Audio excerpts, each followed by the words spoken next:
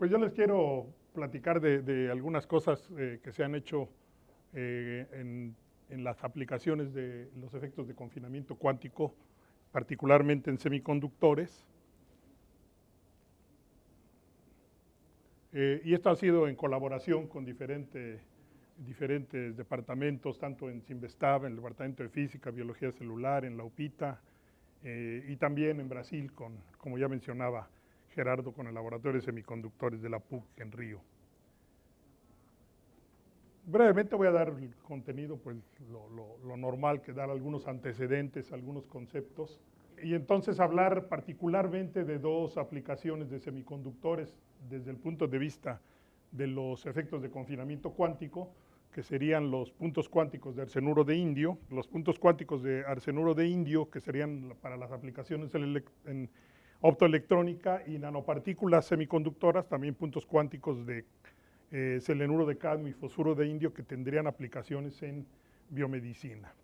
Brevemente, si ustedes hacen normalmente este tipo de charlas sobre nanopartículas, comienzan hablando de Feynman como un pionero que ya visualizaba este tipo de aplicaciones, y a lo mejor no, porque en sus épocas, estamos hablando de 1960, ya hubiera los sistemas o ya se hubieran podido fabricar este tipo de materiales nanoestructurados, pero sí visualizaba en una plática famosa que se llamó en inglés There is plenty of room at the bottom.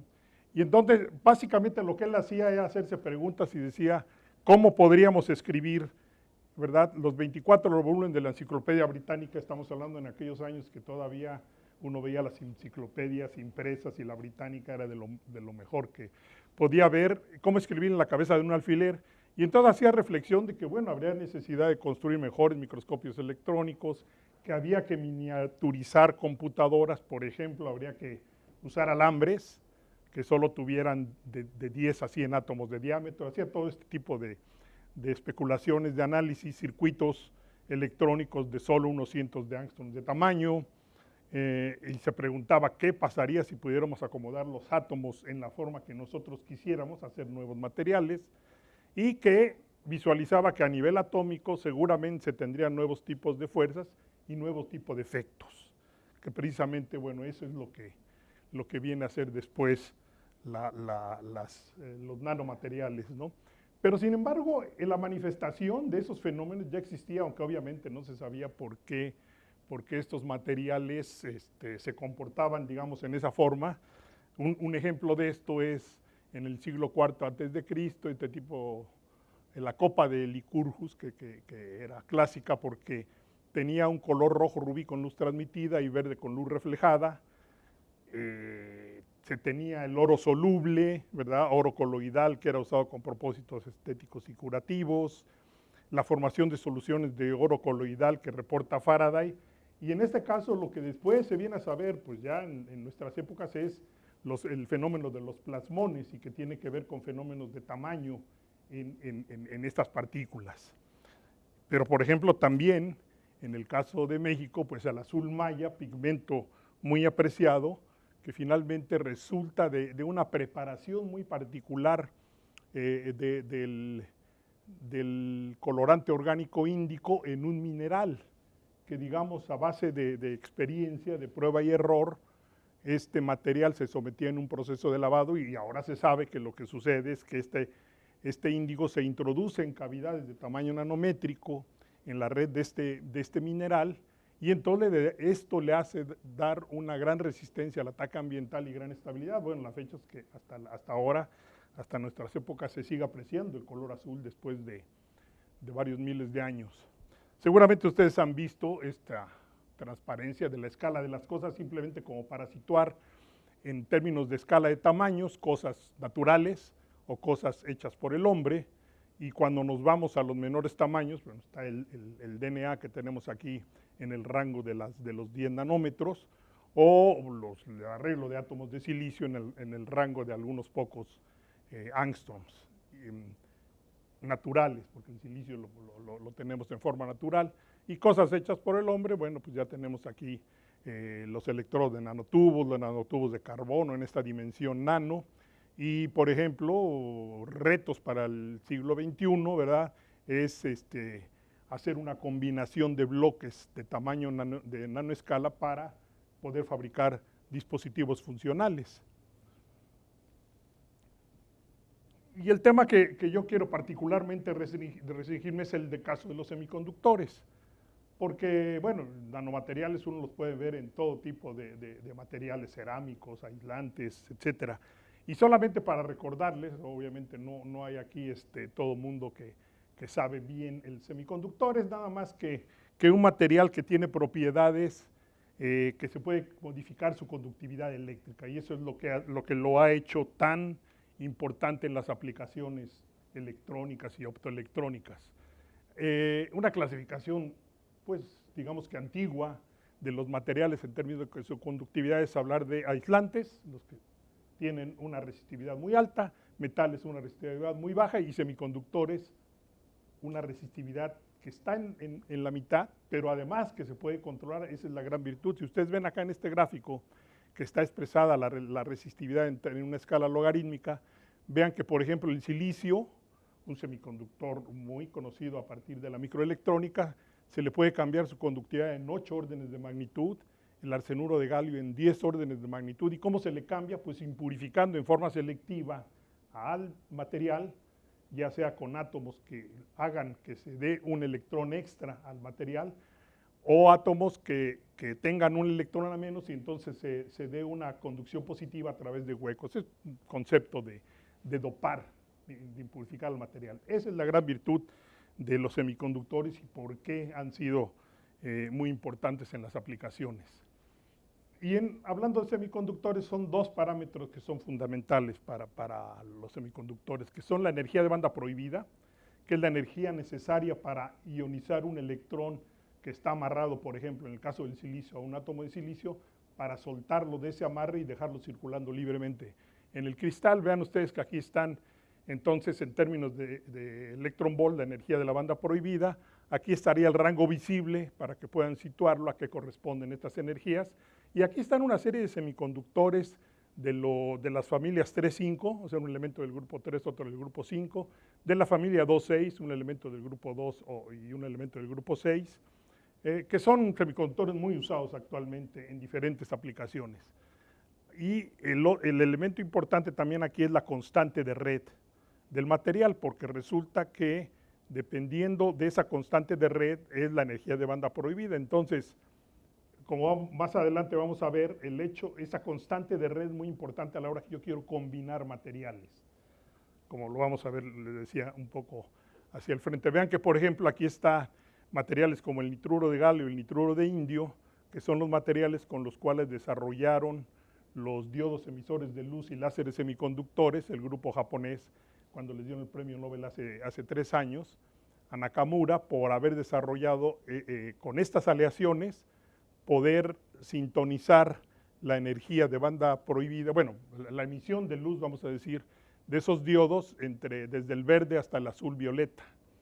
Y eso fue lo que dio origen a todo ese desarrollo de LEDs blancos y de lo que se llaman las fuentes de luz sustentable, que es ahora la iluminación, digamos, que está siendo muy importante por el ahorro de energía que se puede tener. Bueno, todo eso fue basado en realmente ser capaz de desarrollar estos materiales, pero así como estos vamos a ver a continuación. Esta es esa misma gráfica, pero ya muy restringida a ciertos materiales, solo para hacer notar, como más adelante lo vamos a ver, esta propiedad muy importante de la constante de red, ¿sí? De que si yo hago un sándwich de materiales, por ejemplo, si yo tomo el arsenuro de galio y tomo el arsenuro de aluminio, su constante de red es prácticamente la misma. Entonces yo puedo crecer uno sobre otro y no se me crean tensiones en la interfase, lo cual se traduce en la posibilidad de hacer dispositivos de muy alta eficiencia. Si yo, por ejemplo, quiero crecer este mismo que mostraba, nitruro de galio y nitruro de aluminio, entonces ya la diferencia de constante de red puede ser grande y habrá que tener muchos cuidados para no generar dislocaciones, pero ahorita vemos un ejemplo de esos casos. La investigación experimental, en el caso del grupo de estado sólido de Sinvestab, la primera publicación que aparece sobre películas del gas nanoestructuradas de cadmio, níquel, telurio en esos años fue en el Journal of Applied Physics en el 96. Y se puede decir que ahí en el grupo inició la investigación sobre materiales nanoestructurados, sobre nanomateriales. Ahora, particularmente queremos ver en estos semiconductores la parte de los fenómenos cuánticos. Entonces, vean aquí los efectos de confinamiento cuántico. El confinamiento cuántico va a dar a esos materiales nuevas propiedades ópticas, eléctricas, mecánicas, un poco lo que visualizaba Feynman, donde decía va a haber nuevos efectos cuando nos vayamos a las dimensiones reducidas. Y este confinamiento cuántico, ¿cuánto acontece cuando una o más de las dimensiones del sólido es del orden del radio del excitón de Bohr? Este radio del excitón de Bohr está definido en esta forma, y en el caso interviene la constante dieléctrica y la masa efectiva del material, del semiconductor, y en el caso de semiconductores se reduciría a una fórmula de este tipo. El radio de Bohr, cómo depende de la masa efectiva de los electrones y los huecos en el material. En esta figura estaría mostrado, por ejemplo, en 2 dimensiones, si yo tengo una capa, una película de tamaño nanométrico, el electrón que está circulando, los portadores que están circulando en esa capa, ven restringido su movimiento en la dirección Z, porque ahí los está ensanduichando otro material. A eso se refiere cuando se habla de que hay un confinamiento cuántico. O también podríamos todavía confinar más y confinar prácticamente en cero dimensiones, por ejemplo, lo que va a ser el punto cuántico, y restringir a que los portadores se muevan únicamente en ese espacio. Entonces, como veamos acá, el parámetro importante es la masa efectiva de los portadores. Entonces, esto es importante porque vean ustedes aquí algunos semiconductores de los más conocidos, 3,5, 2,6, silicio, su constante dieléctrica, sus masas efectivas de electrones y huecos, pero finalmente el radio de Bohr. Esto es muy importante porque cuando uno habla de nanomateriales o efectos cuánticos, finalmente tiene que hablar de tamaños y no necesariamente quiere decir, si yo crezco un cristal de 100 nanómetros, eso no significa que tenga efectos cuánticos. Va a tener efectos cuánticos siempre y cuando esa dimensión sea comparable al radio de Bohr. Entonces, por ejemplo, vámonos a los tamaños menores. 2.7 para el nitruro de galio. Si yo quiero observar efectos cuánticos en nitruro de galio, tendré que fabricar nanocristales de nitruro de galio que sean del orden de 2.7, vamos a decir, del orden de 3 nanómetros o menores.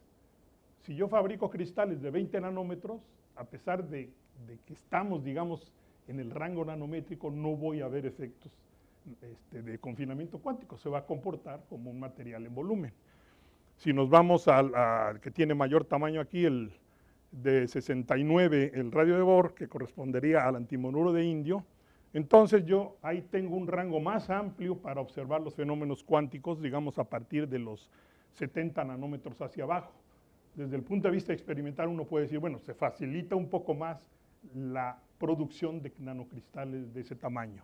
Entonces es muy importante llevar en cuenta que el efecto cuántico va a ir ligado al material y al radio de Bohr para que se pueda observar y para que realmente podamos tener esas propiedades nuevas. Y en todo esto lo voy a pasar muy rápido, pero simplemente para decir que el responsable de que aparezcan estos efectos nuevos en los semiconductores es que cambia la densidad de estados. La densidad de estados electrónicos cambia entre lo que es una densidad de estados para un material en volumen que se comporta, si graficamos la densidad de estados en términos de la energía, se comporta como una parábola. Cuando restringimos la dimensión y hacemos el cálculo de la densidad de estados para 2 dimensiones, por ejemplo, o sea, para una capa, que seguramente va a haber otra plática que va a hablar sobre esas estructuras bidimensionales. Entonces, la densidad de estados cambia a esta densidad que está aquí en rojo, tipo escalón, y si la restringimos ahora para una dimensión, lo que se llaman alambres cuánticos, estos se llamarían pozos cuánticos, estos se llamarían alambres cuánticos, entonces vemos que aquí son como este diente de sierra. Lo importante aquí es que entonces esto nos va diciendo cuáles son los estados permitidos de energía para los electrones. Aquí prácticamente teníamos un continuo. Aquí ya no, aquí se empiezan a cuantizar estos estados, de ahí el nombre de efectos de confinamiento cuántico, y eso nos restringe las energías que pueden tener los portadores dentro de ese material cuando restringimos su dimensión bidimensional, unidimensional o cero dimensional. En el caso particular vamos a ver los dos ejemplos que serían un caso de optoelectrónica, otro caso de aplicaciones en biomedicina. El caso de optoelectrónica sería, por ejemplo, crecimiento de puntos cuánticos de arsenuro de indio. Cuando uno crece una película semiconductora en el laboratorio, fundamentalmente hay tres regímenes, digamos, de cómo va a crecer la película, y eso depende, aquí vamos a hacer referencia a algo que comenté hace un rato de las interfaces. Normalmente nosotros tenemos un substrato para encima de él crecer una película semiconductora. Ese substrato tiene una constante de red. Y la película del material que queremos crecer también tiene su constante de red. Si esas constantes de red son muy parecidas o prácticamente iguales, como el caso que mencioné de arsenuro de galio y arsenuro de aluminio, entonces se da la forma de crecimiento que se conoce como Frank van der Merwe. Entonces se va creciendo la película en forma bidimensional. Si el parámetro de red es un poco diferente, en la interfase se van formando dislocaciones, pero bueno, no hay mayor diferencia. Luego tenemos el otro método de crecimiento, o más que método, forma dinámica de crecimiento que se llama de Volmer-Weber, cuando el parámetro de red del sustrato y del material que va a crecer es muy diferente. Entonces no consigue crecer una película uniforme, sino crecen islas, precisamente por las tensiones que hay entre los átomos que van llegando y se van arreglando, no consiguen arreglarse con la red cristalina que está en el sustrato. Y en el caso intermedio, cuando la diferencia de constantes de red no es muy grande, es diferente, pero no tan grande, da origen a lo que se llama el método de la dinámica de crecimiento de Stransky-Krasnov, que es la que corresponde a la aparición de puntos cuánticos. Vean acá en esta figura, la idea es la siguiente, la explicación cualitativa.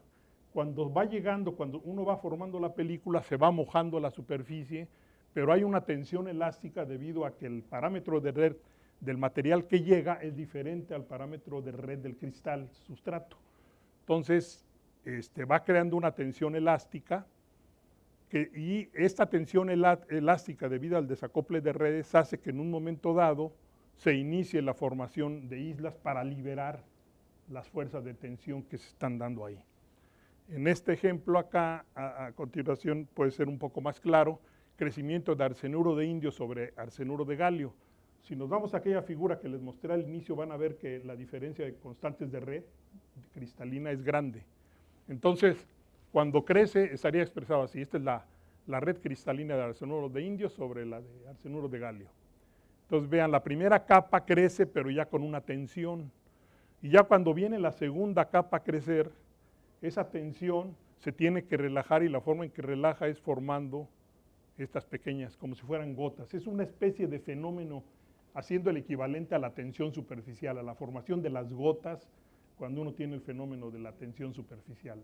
Los campos de tensión los forman las gotas. El equivalente de esas gotas en este caso son la aparición de puntos cuánticos. Pero en este caso, si los sistemas de crecimiento son suficientemente sofisticados, estas, digamos que pequeñas pirámides que crecen con un orden cristalino de alta calidad, o sea, realmente nos crecen puntos cuánticos cristalinos. En este caso específico, a partir de 1.5 monocapas empiezan a aparecer los puntos cuánticos, ¿sí? Bien, esta es una imagen que a mí me gusta mostrar porque es muy espectacular, tomada con microscopía de electrónica de transmisión. Vean acá, este es un caso típico de un punto cuántico que tiene del orden de entre 10 a la 4 a 10 a la 6 átomos, y es la perfección que se puede lograr para tener estos puntos cuánticos. ¿Por qué van a ser importantes? A continuación se los comento. Este es uno de los métodos. Hay fundamentalmente dos métodos de crecimiento para hacer estos puntos cuánticos, si uno quiere usar estos materiales para aplicaciones de optoelectrónica. Uno se llama la deposición química de vapores metalorgánicos, mejor conocida como MOCVD, y el otro es la epitaxia en ácidos moleculares, del cual van a tener una plática el día de mañana, que la va a dar Máximo López. Entonces, en este caso, este es uno de estos métodos. Lo que uno usa como reactivos, digamos, son los metalorgánicos, son fuentes metalorgánicas del material que se quiere crecer. Por ejemplo, puede ser una fuente de trimetilaluminio, de los materiales metálicos. Entonces, son fuentes orgánicas que se introducen al reactor. Vean que aquí este es el reactor, donde se controla la temperatura del sustrato, y entonces se introducen las fuentes metalorgánicas, y en la superficie del sustrato, que está a una temperatura elevada, se hace la descomposición, la reacción de descomposición, y se van depositando los productos de la reacción, y entonces va creciendo encima del sustrato. En este caso se trata de un sustrato nitruro de galio. Va creciendo la capa de acuerdo al material que queremos crecer, que se va a introducir en forma de fuentes metalorgánicas. Estos son sistemas sofisticados para el control de espesores. Prácticamente uno va creciendo, tanto en ese sistema como en el de epitaxia de ácidos moleculares, uno va creciendo capa por capa de átomos, monocapa por monocapa, con ese control. Y por lo mismo son sistemas costosos, caros, ¿no? Vean, este es el caso entonces de crecer puntos cuánticos de arsenuro de indio sobre capas de este material ternario, que también es un 3,5 indio galio arsénico. Aquí solo para mostrar cómo hay una influencia del acople de la red cristalina entre el sustrato, la capa substrato, y la capa que está creciendo, en este caso indio galio arsénico, arsenuro de indio. Vean aquí. Entonces, cuando hay acople de red, se puede crecer. Estos serían micrografías de fuerza atómica. Aquí está la escala y se pueden ver entonces el crecimiento de los puntos cuánticos. Cuando se empieza a tensionar la interfase, aquí no mencioné yo, este indio galio arsénico es un material ternario. Si yo cambio la estequiometría del indio y el galio, que son del grupo 3, me cambia la constante de red. De nuevo hay que referirse a aquel gráfico que les mostré. Entonces, si uno cambia la constante de red para que se vaya tensionando la interfase, influye sobre el crecimiento de los puntos cuánticos, sobre la densidad de puntos cuánticos y el tamaño. Y también aquí está este gráfico igual de fuerza atómica para mostrar la influencia en la variación del tiempo de crecimiento sobre la densidad de puntos cuánticos. Tampoco lo podemos dejar mucho tiempo porque los puntos cuánticos interactúan entre sí, y es como las gotas, de nuevo, volviendo al ejemplo de las gotas de agua. Si yo acerco gotas de agua, se hace un fenómeno de coalescencia y crecen. Y nosotros nos interesa tener puntos cuánticos de tamaño controlado, porque el tamaño del punto cuántico va a estar relacionado con la energía de banda prohibida, o sea, con las propiedades ópticas que yo quiero obtener de este punto cuántico. En esta aplicación de estos puntos cuánticos se creció, ese es el trabajo con la gente de Brasil, se creció esta estructura, una heteroestructura, vean ustedes, sobre un sustrato de fosfuro de indio. Está crecida primero una capa de fosfuro de indio, que es una capa colchón, una capa buffer para hacerla homogénea en cuanto a la estructura cristalina. Luego viene esta capa cuaternaria de indio, aluminio, galio arsénico, 500 nanómetros. Luego viene lo que se llama la capa de mojado, arsenuro de indio, que es sobre la que va a crecer los puntos cuánticos de arsenuro de indio. Entonces, más o menos la estructura esquemática es que crecen puntos cuánticos y luego se recubren con otra capa cobertura de fosfuro de indio para poder usar esto como para aplicaciones como dispositivo. Pero esa es la estructura. Y entonces aquí, en este caso, ¿qué es lo importante de hacer esta estructura? Ahora vamos ya a la aplicación. Lo importante es que seguramente todos ustedes que han llevado los cursos de mecánica cuántica 1 se acuerdan de los ejemplos clásicos de los pozos. Bueno, pues aquí tienen un ejemplo de esto, que es tener en este sándwich de materiales, tener este perfil de pozos cuánticos, ¿sí? Si lo estamos viendo en una sola dimensión, que sería la dimensión de crecimiento Z. Entonces, esta es la banda de conducción, la banda de valencia. Aquí lo importante es ver que hay este pozo asimétrico Y entonces uno aplica la ecuación de Schrödinger y resuelve cuáles son los niveles de energía permitidos para esta estructura. ¿De qué depende la posición de los niveles de energía y el tamaño, el valor del nivel? Depende del ancho del pozo y de